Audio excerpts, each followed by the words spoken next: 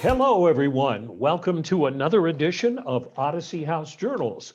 I am Randall Carlisle, and my co host is Rachel Santizo. Good morning. Hi, good morning. How are you? You're looking great. Thank you. It's probably my shirt. Hey, I meant to ask you, you've been wearing message t shirts the last couple of times. Tell us about that one, and it's a pretty important one, too.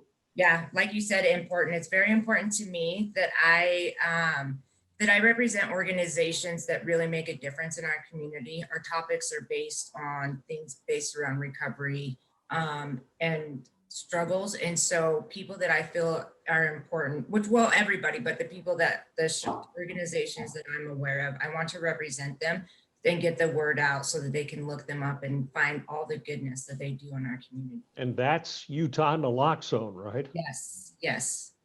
And the message is what from about naloxone? That everybody should have it, that naloxone saves lives and everyone should have it. If you don't know about it, definitely look it up and educate yourself. We are available on, you can watch us on YouTube and listen to us on iTunes, Spotify, and iHeart Podcasts. And as I mentioned last week, we actually have foreign viewers and listeners, including several in Russia. And here's the problem, Rach. I got an email from one of the people in Russia who I think drinks cheap vodka over there, and he would like to come over and have a date with you and drink cheap vodka together. Do you have Oh, any response to him? man, I mean, I'm super honored by that, but unfortunately I don't drink vodka, not even the cheap stuff anymore. Well, say hi to him. I think his name is Igor. Hi, Igor. It's nice to meet you. Thank you. I'm flattered. Thanks for watching our podcasts. I told you I would buy you a bottle of good vodka if you come to America. Now, I can't guarantee a date with Rachel, though. A dinner date, the three of us. Oh, okay. I'll play chaperone. Okay. Okay. Yeah, you have done a wonderful job booking some guests the last couple of weeks. Who do we have today? So today we have my friend that I get to call friend, Billie Jean, and she is the founder of Addict to Advocate, which is a fantastic non-profit for our homeless friends. And so I'll let her explain more, but I'm super honored for her to share her story and about Addict to Advocate. So thank you, Billie Jean. Thank you guys both so much for having me. I'm really excited for this opportunity. You were in our green room waiting for us to introduce you. How are the accommodations in the green room? Oh, they're quite lovely. They are absolutely wonderful. Tell us about your program. Rachel said it's a wonderful program and it does so much good. Tell us about it. So we are Addict to Advocate. We've been around since around January of this year, actually. Wow.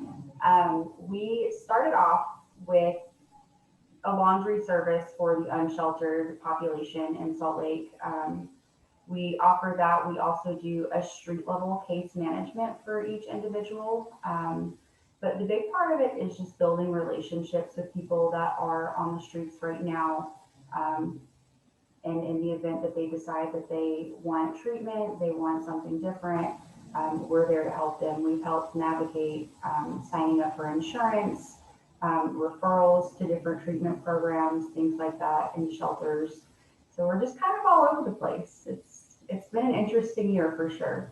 This is very topical right now because every day we're seeing news stories about the growing numbers of unsheltered homeless people and the health department cleaning out encampments and things like that. Why do you think there's such a growing unsheltered population? So I think right now I know that there have been quite a few people displaced.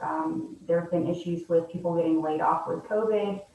One story that we hear quite a bit right now is someone came here for a contract position with a company, and with COVID, they were laid off, but they come from other states. Some come from smaller towns in Nevada, things like that. And they come here when they're laid off, they don't have anything. They don't have a way back. They don't have a way to pay their rent. And they're kind of stuck. And unfortunately, a lot of those people are people who also fall through the cracks of resources. So like for instance, single men with no children who are able to work, who are able to, just basically be functional, no mental illness, no, age requirements or anything like that. So they're falling through the cracks. What is the importance of an individual going into an organization versus your type of organization where it's boots on the ground type work? So I think the importance of the boots on the ground type work is just meeting people where they're at. I think that that's a huge thing right now. And some people just aren't ready to go into a program. They're not ready to go. They're not ready to go into treatment yet. And that's okay. We're there to show them that they're loved and that they matter. And that's, I think, the biggest thing is that they matter. And as far as like going into an organization, some people don't want to have to go into the DWS offices. Some people are afraid to go into the Wiggins Center, and that's why we meet them literally like right where they're at. We spend 3 to 5 days like down in the actual campsites. What is your story, background, and why you got involved and why you care about this? My background, I actually moved to Utah in 2012, and I was in a relationship with someone who got violent. So there was domestic violence in the relationship, and I actually ended up homeless in Salt Lake City maybe 3 or 4 months after I had moved here. So I didn't know anyone. I didn't have any family here, and I had to survive on those same streets. And it wasn't until I was able to get into, I got into a domestic violence shelter. They helped me with rapid rehousing, helped me navigate all of the resources, and I got my life back. And so for me, that's a really big deal. I slept at the road home many nights, and for the most part, I was just walking around the same streets that we're on now serving. Rachel, you can relate to that. I absolutely can. That's why we're street sisters. Yes. That's why we get along so well. Exactly.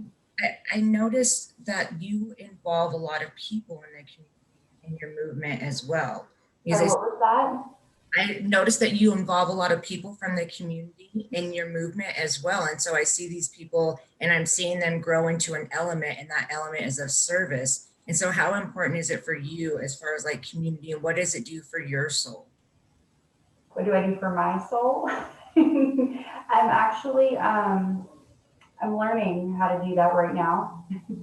I've been learning to actually, like when we've been bringing people in to do the service work, I've actually been able to kind of step away a little bit and take care of myself. Because that was a big thing for me for a long time. I was out, there were nights that I was out from 9 p.m. to 6 in the morning, bringing out hot chocolate, hot meals, things like that. And I got to a point where one of my friends pulled me aside and she said, saying this as a friend, I love you, but listen, she's like, you can't pour from an empty cup. She's like, you're giving everything you have and there's nothing left for you. And so I've learned to take a step back. I've been going to the gym. I've been taking time to do things with my family, and just kind of disconnect for a minute. Rachel and I are both in recovery, and self-care is one of the most critical things you can do, even though like we work at Odyssey House and you've got this wonderful nonprofit going, but I think that was good advice for you to step back and not and take care of yourself as well. Oh, absolutely. And I actually work a day job as well at a treatment facility, so an outpatient treatment facility. So it's my entire life, but I wouldn't have it any other way, to be honest with you. You know, some of these articles and TV stories that you see about the unsheltered homeless population, everybody, all the quote experts are trying to get together to figure out what in the hell do we do with this population. And I know, Rachel, you've been involved in some outreach as well, and you can't just, it's my observation that you can't just go down to a group of unsheltered homeless people and say, hey, we've got a treatment facility, we've got a job, we've got whatever, because they won't trust you. I mean, it's important that you meet them where they are and not just come out once and say, hey, do you want some help? I Right. actually discussed it with both of you about there's underlying issues, right? And so having that force to where you're forcing someone when that is their lifestyle and the way that they are, I feel can be detrimental and more hurtful versus like going out and letting someone know that they matter and offering, coming up with other options. I have ideas, but coming up with other options. And I agree with that. I think that this issue is such a complex issue. There's not a one size fits all for everyone out there. You can't just make a blanket statement of everyone needs to get into treatment because that's not the case. Everyone has their own underlying issues as to why they're there. For me, it was domestic violence. For someone else, it may be substance use, mental illness. There's a number of things. Some people, honestly, they've been out for so long that that's all they know. And so for that person, a traditional treatment program isn't going to help. They need more of like a life skills program. They need something different. And that's why this whole thing is so important, is because we're going out there with no agenda. We're going out there just to let them know that they matter and building those relationships. Some of these people I've known for about 3 or 4 years now, and we've seen like a little bit of progress each year that goes by, and that's beautiful because they're not the same as they were when we met them. There's so many. I wish more people. We reach maybe anywhere between 5 and 12,000 viewers a week with Odyssey House Journals, and I wish more people who weren't connected to addiction or recovery would watch this to understand some of these things we're talking about. Because what strikes me is there's so many organizations out there right now of people doing service work, Soap to Hope. I mean, it's like this huge community that we're sort of among ourselves. We know all about it, but I don't know that the outside world knows that there's so many people out doing this and why it's so important. I mean, Rachel, you're connected to what? Fit to Recover. I mean, you could go on and on. Right, right. And Soap to Hope, and there's a lot of good things like that addresses. So you have these organizations, and so Billie Jean helping with laundry and applications and things like that. Soap to Hope helping with sex trafficking and domestic violence. Like if we collaborate and come together, but offer services that these individuals will actually benefit from, more of an opportunity from where they're at, not just what we're telling them that they need. Because I think if you start building that, then say if they do need treatment, you just plant the seed and you keep building that trust and relationship. Because the last thing that you feel is that you matter. People can come out and tell you that, but without consistency, you don't build that trust. And you're like, I haven't mattered this entire time. I've been invisible. And you're telling me I matter today. It's that consistency and showing up. And then you start feeling a little bit better. Like, you know what? Maybe I do matter. Maybe I can do this. And so that's the piece that we really need to focus on. When you first went out, Billie Jean, and you like say the first time you meet a group of people that are strangers to you and you're a stranger to them, what's the initial response until they get to know you and know that you're going to be coming back again and again? People are typically very standoffish because there have been many people that come out who do this for a little while and then they just stop showing up. And I actually had a woman say that to me one time. She was getting services and we were giving clothes and like talking over food and everything. And she's like, so when are you going to stop showing up? And that hit me because that's a big thing. You've got people that are getting close to you and that are opening up to you that haven't really had that for a while. And then sometimes people just disappear from their lives. And that really struck me. And like Rachel said, like I've had people who, you tell them that they matter over and over and they're just like, no, I don't. Nobody cares about me. Like my family doesn't care. My friends have all disowned me because I'm out here. And it's like, yeah, but we're here now. And you do matter. Your life matters. Your existence matters. And it's really, it's sad, really. I mean, because you see them go through these emotions, and that's why the consistency is so important. And that's actually something that I learned from January from Soap to Hope. When I first started talking about this, one of the things that she told me was like, you have to be consistent. You can't just be in and out. You have to be consistent, and we've been consistent since day one. What are some of the basic, you mentioned laundry. I mean, to some of us who have a home and laundry facilities, it's like, wow. I mean, what are some of the basic needs that unsheltered homeless have that your group provides? So that's definitely one of them is laundry. Just bringing out people's items after they're washed and dried and folded, like it makes a total difference in their entire day. Because I don't know, I love the feeling of warm, clean clothes, and we actually started it during the winter time, and that's when the health department was kind of picking up on the camp abatements and things like that. We would go out ahead of time and get the blankets and wash them and bring them back, so they weren't frozen, they weren't seen as a public health risk. But some of the other things that we offer, we bring food out daily, we bring water. Now that it's getting colder, we're providing hot chocolate for people, warm food when possible. We bring clothing, hand warmers, personal hygiene kits. We actually just had, a squad from the Army Reserve reached out to us, and they had made us a bunch of hygiene kits to bring out with wool socks, snacks, all sorts of stuff in them. So that's what we're providing right now. Eventually, we're hoping to expand it to some other things, but that's what we're able to do right now. If somebody wants to help your group, how can they do that? Reach out. We're on Facebook. We're on Instagram. Addict to Advocate. We accept donations. Venmo. We accept clothing, any kind of items that help people on the streets. We just ask that they're weather appropriate for the season, and that they're in good shape.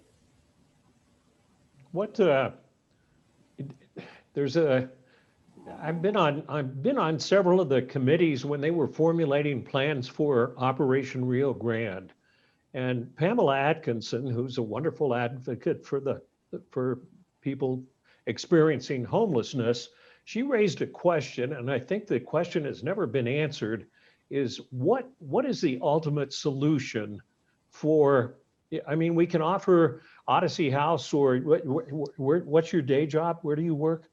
Olympus Healing Center. Oh, okay. Or you can go out, or First Step or any House of Hope can go out and say, hey, we can offer you treatment. And the resource centers can say, we have beds available. But there's a group of people, as you well know, because you get to know them, who don't want to go into a program or go into a resource center. And they keep being moved around for reasons that the health department has a pretty legitimate reason for safety and health. What is the ultimate solution for the group of unsheltered homeless people who don't want to be part of a program or a shelter or anything else? What's the ultimate solution? One thing that I would like to see in the future is maybe some type of safe zone, some type of sanctioned area. I mean, obviously it would be managed, it wouldn't be complete lawlessness, but some type of area where these individuals who have adapted to this lifestyle and who don't want to leave, that they can just exist peacefully. I mean, maybe have some sort of trash pickup, have adequate like toilet setting, like porta potties, hand washing sinks, showers, just kind of like a little campground.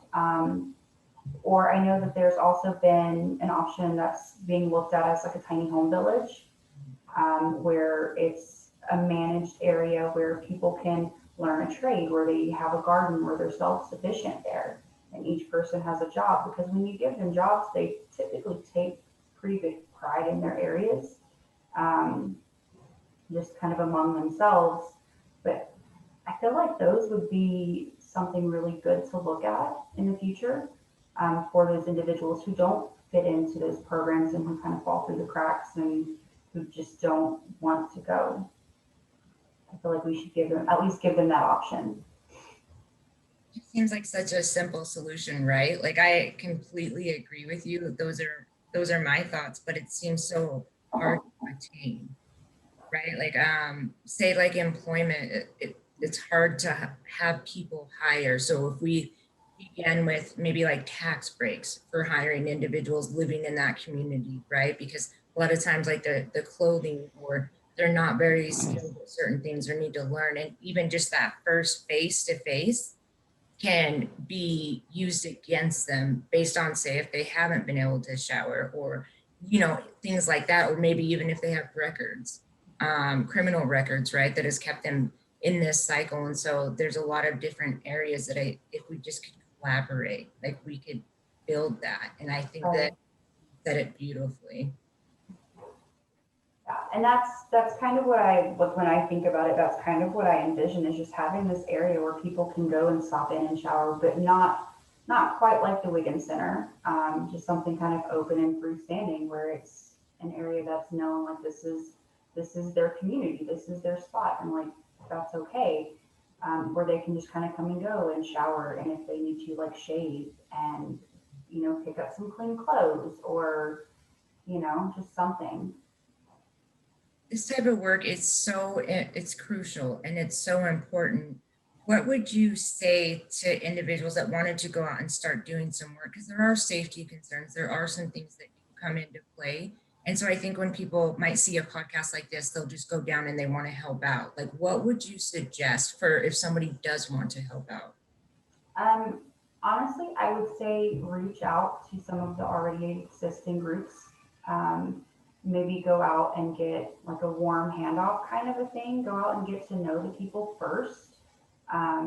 Because that's actually something we had an issue with within our own organization, is that we have volunteers come out with us as a group and then decide that they want to go out alone without someone who's been there for a while, and it put them in some pretty difficult situations. And I definitely wouldn't recommend just going straight down there, especially if you're by yourself, and if you don't know the areas. The public perception, I suppose, a lot of people have not driven or been around the areas downtown, like in the old Rio Grandes, or on the block, or any of the encampments or anything, to realize what exactly is going on. And others look at that and they're scared, and they say these people are all drunks or drug addicts or criminals, or drug dealers. Enlighten our outside viewers as to who these people are, and are they dangerous? I mean, you're still alive and you go out all the time. No, they're not. I mean, you have your ones here and there who may have some mental health issues, that can be a little bit unpredictable at times. But for the most part, the people that we serve and that we see are their mothers, they're someone's sister or someone's brother. I've met some of the most amazing people down there. There's a woman that there's one small encampment that has an older lady who, she's the sweetest woman. She and her husband were actually displaced after he fell off a roof. He was working and he fell off a roof, and then he was no longer to pay his bills. And they ended up on the streets. And I mean, they are the sweetest people. They just don't fit into a lot of the, what is the word I'm looking for? Sorry. They don't fit into the resources. They don't meet the requirements for a lot of the things that were being offered. But this woman, she's actually met my 3-year-old daughter, because my daughter's been in the car with me when I've come out there to bring them items. And she calls her grandma, my daughter does. She's the sweetest woman. And there's other people. There's actually an increase we've seen in young teenagers out there. But for the most part, no, not everyone out there is dangerous. Not everyone is a drug addict. Not everyone is mentally ill to where they're going to come attack you. They're not scary people. They're just people like us, like you and I, who have just fallen on harder times. Rachel, any thoughts? You went out with Soap to Hope several times. Same observation that Billie Jean has? Yeah, absolutely. I agree with what Billie Jean is saying for sure. I think that people just look at the outside perception, dirty, gross, smelly, just things like that. They just see an outside view. But when you take a deeper, in-depth look, why is the person using? Why is the person homeless? Why is the person acting out? Or, there's the reasons why, and that's what we don't focus on, because only then we can really create change and help individuals. But Soap to Hope, going out to motel rooms, it is a magical feeling. And granted, when I go to hotel rooms and I see females and I see males struggling, it is not pretty. It is felt. It is all these things. There is illegal activity. But at the same time, like, they need love, like somebody to show up and say, hey, it's okay. How can I help you? Or what do you need? It's actually seeing the whys of it. And that's what we don't address, is the actual whys. And we're approaching Christmas. Whenever people watch this, it may be after Christmas. But yeah, I don't know. Billie Jean, tell me, like, what's going to happen, say on Christmas Eve, Christmas Day, for the people in all these encampments? There's a lot of really interesting dynamics in some of the camps. Some camps actually, last year they actually had a little Christmas tree at one of the camps, and they decorated it. And they have these cool little family dynamics where they have a street mom and a street dad, and they have their street sisters and brothers, and it's really cool. I know that we try to go down on holidays, especially, to bring little gifts and little things like that. And I would encourage people to do that, to go down. Like, I know some people who haven't ever been down, and I know I said earlier, don't go out if you've never been out. But if you're just driving through and dropping things off, like, that's totally different. But I would encourage people to do that, to go out and to bring gifts to these people and let them know that they're not forgotten and that they do matter. But that's Christmas Day last year. I know we celebrated, you said some people had Christmas trees, but we brought food out and we brought hot chocolate and just spent some time with each little individual camp and brought a little bit of joy, I hope. So you're, believe it or not, a half hour's up already. They go fast, don't they? So how do we look you up to help your organization? So we are on Facebook and Instagram, Addict to Advocate. And there's always someone that can answer any questions if you reach out. I think there's 5 of us who answer questions in the inboxes. So we'd love to hear from you guys. And you can buy some of the gear on Instagram.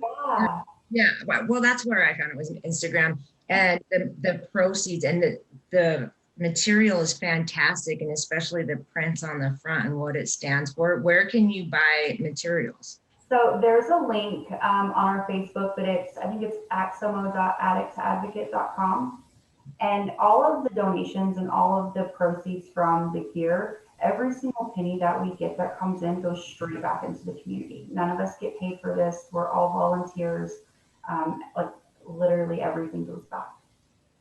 Billie Jean, you do a great job. And it was really great talking to you on Odyssey House Journals. Rachel, my phone is ringing, and the person who answered it and gave me a message said Igor's on the phone.